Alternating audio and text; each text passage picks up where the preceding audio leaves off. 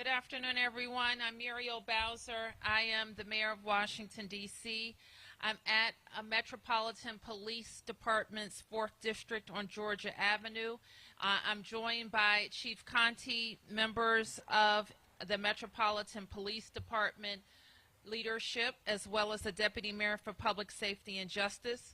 We're also joined by our federal law enforcement partners who, like us, have been very focused in the 4th District and other areas throughout the District of Columbia where we are experiencing gun violence.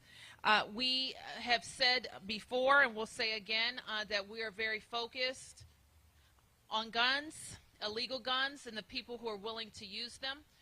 And we know for sure that people who are willing to wreak havoc in our communities have to be held accountable.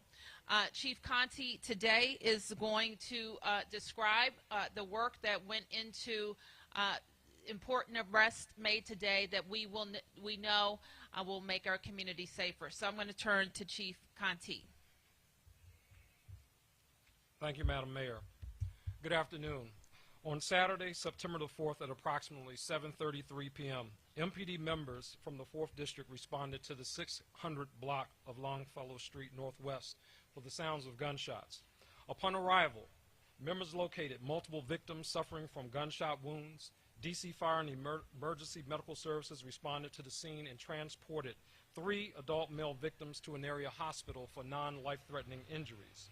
Unfortunately, 3 additional victims, 2 adult males and 1 adult female, were pronounced dead and transported to the office of the Chief Medical Examiner. The 3 victims that died as a result of this senseless gun violence were identified as 31-year-old Donetta Dyson of Northeast D.C., 24-year-old Keenan Braxton of Northwest D.C., and 37-year-old Johnny Joyner of Northeast D.C. On the night of these murders, I said, there's no place for those that commit violence in our communities. I also said MPD would get accountability for those that commit violent actions. On that night, I said what I meant, and I meant what I said. I am here today to announce we have made arrests for 2 individuals involved in this case, which resulted in the deaths of 3 individuals and wounded 3 others in our community. Yesterday, on October 13th, pursuant to a D.C. Superior Court arrest warrant, members of the Capital Area Regional Fugitive Task Force located and arrested 24-year-old Kamar Queen of Northeast D.C. He has been charged with premeditated first-degree murder while armed. A short time later, members of the Capital Area Regional Fugitive Task Force stopped and arrested 27-year-old Erwin DuBose Jr. of Northeast D.C. pursuant to a D.C. Superior Court arrest warrant. He, too, will be charged with premeditated first-degree murder while armed. At the time of the arrest, Mr. DuBose was found to be in possession of a fully loaded handgun with an extended magazine. We are grateful to our MPD members that work tirelessly to bring closure to the families and victims of this case. Lead Detective Jeffrey Weber and members of the Major Case Squad did a stellar job. This was good police work and community collaboration through and through. An example of how effective we are when we work together to bring violent offenders to justice. We would also like to thank our federal partners at the ATF, FBI Washington Field Office, and United States Marshal Service for their support and their efforts in this case. It was through a collaborative and investigative efforts that led us to apprehending these 2 suspects, bringing some closure to the families of these victims. To all the members of the community, of our community that assisted, I want to say to you simply, thank you. As I've said before, law enforcement cannot close these cases alone. Our community is key to closing these cases.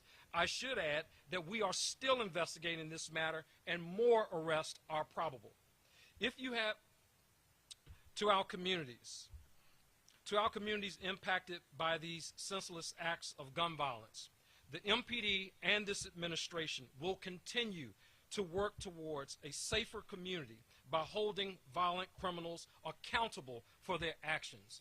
And lastly, to the families of those traumatized by the senseless acts of violence, I extend my sincere condolences to each and every one of you for this very, very, very tragic and senseless act that has occurred to you in our communities. At this time, if there are any questions that I can answer, I'll be happy to take any questions that you might have. Paul. We understand that your detectives believe there may have been 3 shooters inside the car. So are you looking for a third person at this point? There are additional arrests that we are seeking at this point. This matter, as I said, is still under investigation, and we will continue to investigate until everyone who is involved in this matter is held accountable for their actions. Lately, we've seen a lot of these shootings where these shooters seem to be shooting into a crowd of people and they don't care who they hit.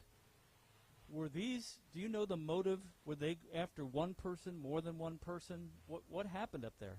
So I will refer you to the charging document in this case, Paul, to really kind of, I think it kind of spells out what we believe precipitated this shooting.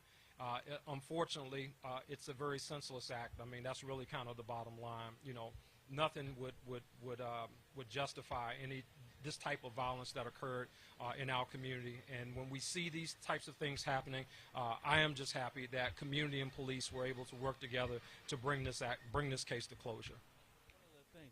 Paul? We saw a spike in violence in the Brightwood neighborhood after that. Was there any kind of a connection?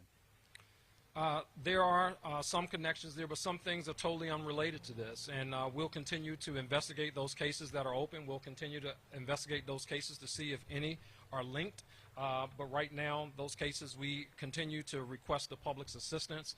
If you have any information that would lead to the closure of those cases, we ask that you contact us 202-727-9099 or anonymously at 50411. Just like we closed this case, I want to close those other cases as well to bring closures to those families and peace to those communities as well.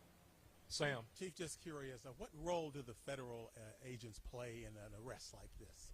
So the U.S. Marshals and Metropolitan Police Department and other agencies are part of the Capital Area Regional Fugitive Task Force. Our FBI partners and ATF partners, they were side by side with us in the actual investigation. So again, you know, for all this crime that's been happening in our city, but specifically these issues here lately over in the Brightwood community over here in Ward 4, they've been really joined at the hip with us investigating these matters. So is this citywide or just particular cases that you're working on? No, they've been working with us citywide, quite frankly, but there was a very intense focus on this case because of the number of people. We give all our cases intense focus, but this case, because of the number, it was raised to the level of our major case unit investigating it. Obviously, those are some of our most senior, most experienced detectives, and again, our federal partners, they work with our major case detectives, they work with our district detectives, they work on regular homicide cases, robbery cases, and a lot of the other things. It's part of the federal partnerships that we have here in the district, and again, today is just another example of the great work that we do together.